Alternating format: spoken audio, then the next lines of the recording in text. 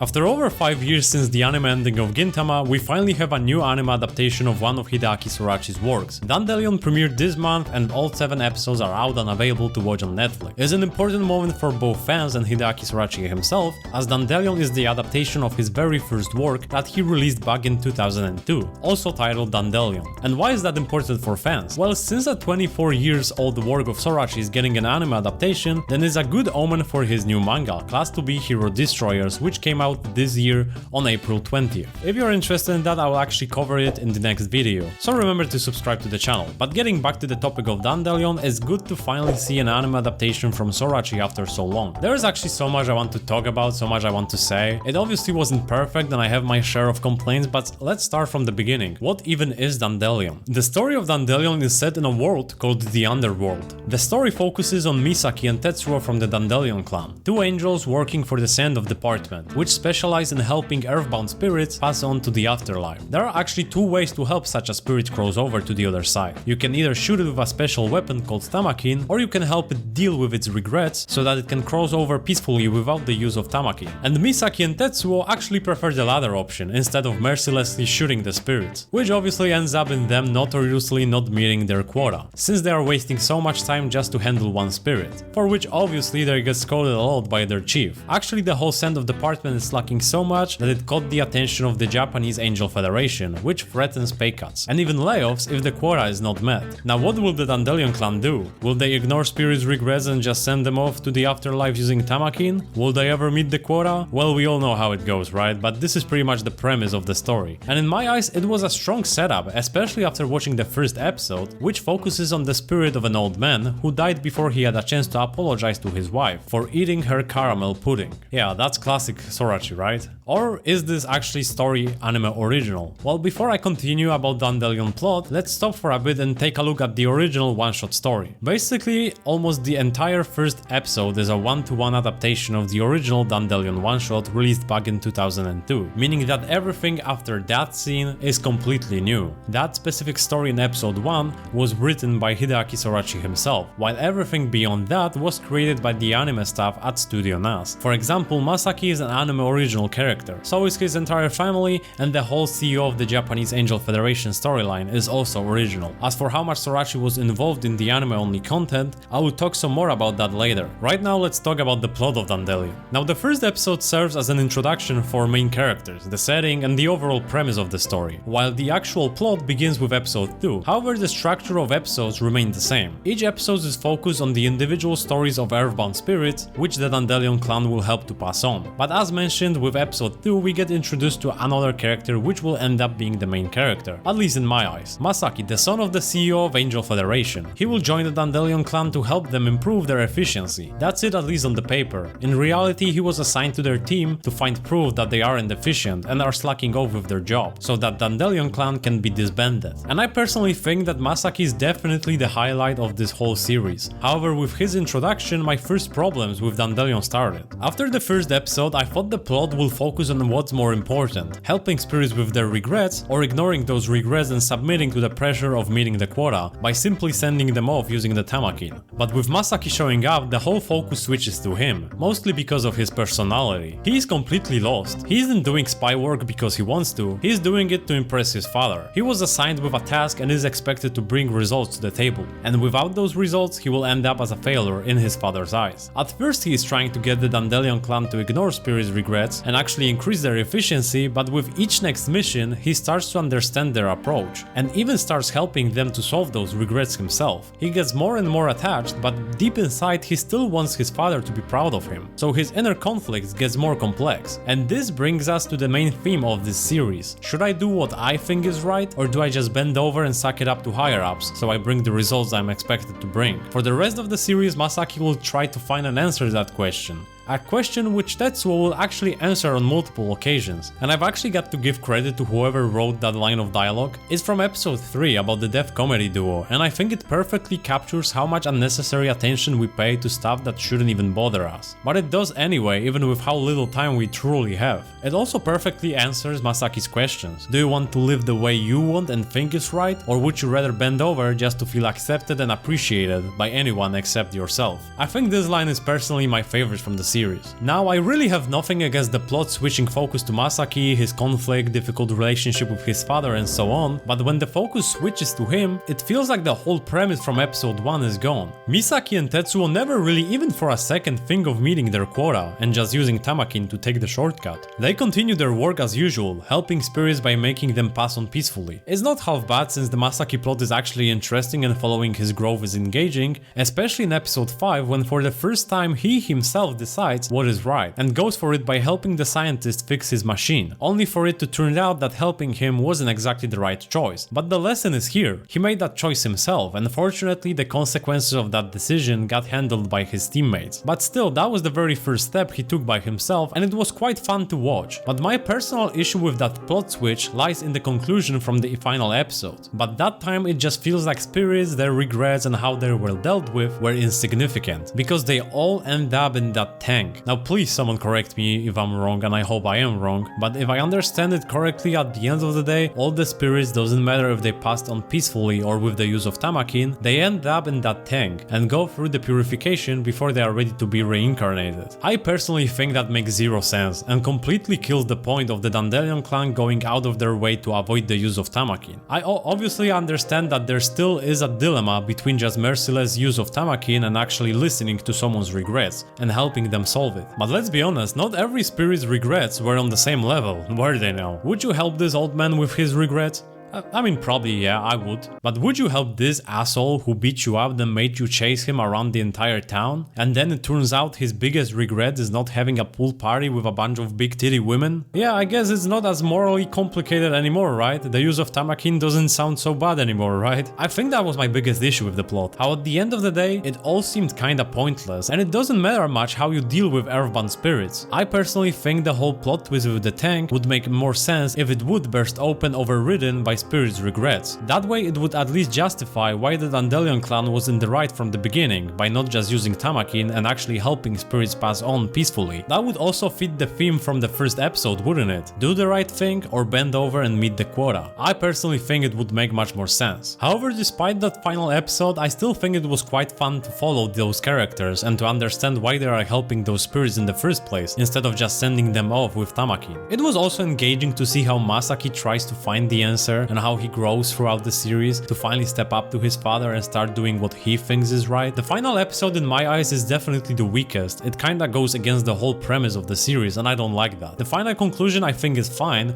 just not as satisfying as it could be. I would also rather prefer Masaki's father to just be an asshole rather than be possessed by a group of unknown, unnamed, vengeful spirits. But that didn't really bother me too much since Masaki was the main focus anyway, and I think his character got satisfying closure. At least satisfying enough for me to look past that whole possession plot twist. But for now, that's enough about the main story, plot and Masaki growth. While obviously that's a big chunk of Dandelion, I do believe its strength lies somewhere else, and that's the episodic structure of each episode. All of the episodes feel distinct from each other and try to carry a different message and moral to their individual stories. So instead of one linear cohesive story, we get like 6 or 7 separate stories, depends how you look at final episode. Now that's a concept known from Gintama, right? Episodic storylines that serve as a tool to develop certain characters. Now in case of Dandelion, that certain character ends up being Masaki almost every time, while Misaki and mostly Tetsuo serve as a tool to push his growth, but not in the case of episode 4, which focuses on Misaki, giving her a deep backstory and character development, which personally I wasn't expecting Misaki to get any kind of treatment like that. Personally, both episode 4 and 5 are my favorite. Misaki checking up on her father in the human world was genuinely wholesome and unexpected, while episode 5 perfectly captures that father and son moment between Masaki and the mad scientist, which Masaki never got to experience with his actual father. But what about Tetsu? Well, even though he doesn't have an episode focused purely on him, I think he has enough screen time to develop his character in a satisfying way. I think we all can understand his motives and life ideology, right? He is pretty much the embodiment of every right answer to the question raised by series themes. He goes by his own rules, doesn't bend over to authorities, doesn't dwell on the past, and would rather focus on what's important right now and so on. And each time a spirit or any other character raises a troublesome question, he knows the answer. Despite his lack of episodes focused entirely on him, I'm happy with how his character was handled. Overall, I would say that the whole dynamic between the main trio is solid and they each have their own role to play, and actually get enough screen time to play out that role. As for side characters such as Masaki's brothers or other employees from the send-off department, we don't know much about them, which is understandable due to the number of episodes, but I will say one thing. I think their presence alone is enough to make this world feel more alive. The Dandelion clan aren't the only ones chasing after spirits. They often run into each other during missions, have some small talks in the office, or even help each other look for spirits. This world and everything happening in it isn't exclusive to the main cast. There are also others and you probably don't remember their names, neither do I, but I think we can all agree their role is important because things are just more lively with all of them around. But unfortunately the same can't be said about the mortal world. The mortal world very often feels empty. I'm talking about the lack of those extra unnamed background characters. Let's compare those two frames. The first one is from the beginning of episode 1. This is the first and I believe the last time we see any background characters in the series. But what I'm trying to say is that this frame feels alive. Angels and spirits are obviously not visible for mortal humans, but they still coexist and are present in this world. But if you take a look at the second frame, third one, fourth one, and I could go on forever because the backgrounds are always empty. And I mean always. And that actually goes in par with my complaint about the music in Dandelion. Apart from the obviously amazing ending song, I feel like the anime on its own was pretty quiet. Dandelion is full of scenes of characters just talking. There is not much motion on the screen, not much action overall. So sometimes the character would just talk to each other for a couple of minutes with that awkward silence in the background, or the music would be really low volume. And I'm not gonna lie, those parts were really boring. Like the conversation between Tetsuo and that kangaroo guy, it lasts for like over 4 minutes and there is not much to look at, background is dead empty, like where is everyone? And music starts playing after like 2 minutes, but it's actually so low that when characters talk you can barely hear it. And in my eyes that's where Dandelion sometimes fail to deliver that emotional punchline due to the lack of music and dead backgrounds. Maybe I'm actually paying too much attention to such details, but I couldn't stop thinking about it during episodes. Did you also catch that? Because I just couldn't stop getting bothered by those empty backgrounds. Everywhere they went, no one was there. Additionally, in my eyes, the lack of background characters is also a huge miss when it comes to comedy. And I think overall the comedy in Dandelion is the biggest complaint I have seen. My personal issue with comedy is what I have actually talked about, the lack of background characters. I think it actually had tons of potential for jokes, since humans can't really see angels, so it would be kinda goofy to, for example, to see a bunch of people walk by Tetsu and Misaki fighting Prolo, while being completely clueless of what's going on right next to them. Or in episode 2, when they finally catch up to that kangaroo guy and start talking with him, I mean, look again, they are in the middle of the town, sitting on some plaza between multiple office buildings, and there is no one around. Not to mention that in this scene they actually took those pills that make them part of the mortal world. So here they are, casually talking with kangaroo, actually visible by other humans, but yeah, what humans? There is no one around. I think that the whole part of them being invisible to humans is kinda forgotten and never used. I was expecting scenarios like what you see in Dandadan, but in Dandelion it barely ever makes a difference if they are visible, apart from obviously single scenarios like for example episode 4, where they follow Misaki and her mother. But other than that, it just seems unnecessary and is never really significant. As mentioned, the backgrounds are just empty, there are no other people apart from those that plot currently focuses on. And I think there was a huge potential for comedy scenarios. I mean, if you have seen Dandadan, you know what I'm talking about. But overall, how actually was the comedy? I've actually noticed that a lot of people were expecting Gintama, but let's ask ourselves a question. Why was Gintama's humor a hit in the first place? Because most of the time the jokes were centered around characters that we spent over 300 episodes with. Just try and remember how the humor actually was in Gintama when you watched it for the first time. Sorachi took a really long time to establish the characters, their individual quirks and comedy in its early episodes. I can remember that there were a lot of jokes, like tons of them, that were huge miss at first, and they became a hit once I got to know those characters better. Like, was the joke about Hasegawa being homeless and being Madao funny from the very beginning? To me personally it wasn't, but with time it became one of the funniest jokes in the series, and there are several more examples like that. Well, here's the thing, you can't achieve what Gintama did in only 7 episodes. It's pretty much impossible. So if you went in and expected Gintama's level of humor, then you were probably disappointed. But I personally think that the comedy in Dandelion is quite funny. It never made me laugh hard that I had to pause or anything like that, but I think the chemistry between characters, individual jokes, and some random references are enough to make you smile throughout the whole episode. The comedy here is different. It's more wholesome than funny. You are not really laughing every minute, but you are smiling and having a good time watching. At least that's how it was for me. And I think that the themes present in Dandelion played a huge part of that. There is always some kind of lesson behind each episode. Tetsuo is great at summing it up at the end of episodes, right? The moral of those episodic stories are always something relatable, something to think about, and something that always brings positivity when we try to look into it ourselves. All that mixed with some comedy bits, I think it really succeeded at times. Even though sometimes the joke was weak or just unfunny, the moral of the story made it good enough to look past that part. Now when it comes to being similar to Gintama or expecting it to be like Gintama, let's quickly touch on that topic. I think that the themes and general atmosphere is similar, but it's a completely different entity and has nothing to do with Gintama, apart from the source material being written by the same author. Anime content was expanded by Studio NAS, and while the details are unknown, Sorachi most likely approved the story and characters, or just took the money and ditched and never gave it a second thought.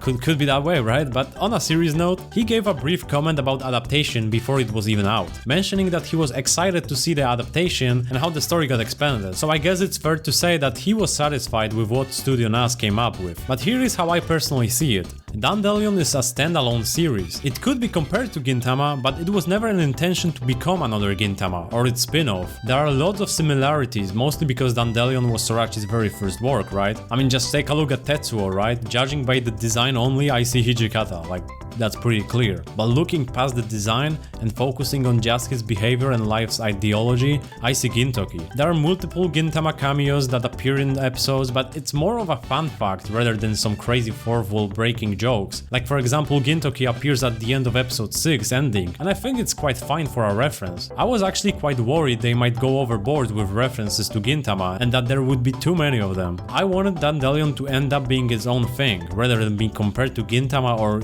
even be called by viewers that, oh, even though it's Dandelion, it's just like Gintama. And I'm quite happy because I think it succeeded in doing things differently and not being too dependent on Gintama. Also, as a fun fact, some characters are sharing the same voice actors, or some known figures are appearing in the episodes. But all of that is more of a fun fact rather than an immersion breaking reference. By the way, this Sakamoto guy was actually part of the original one-shot manga, so no, he is not he isn't Gintama reference. Quite the opposite. Sakamoto is actually Dandelion reference.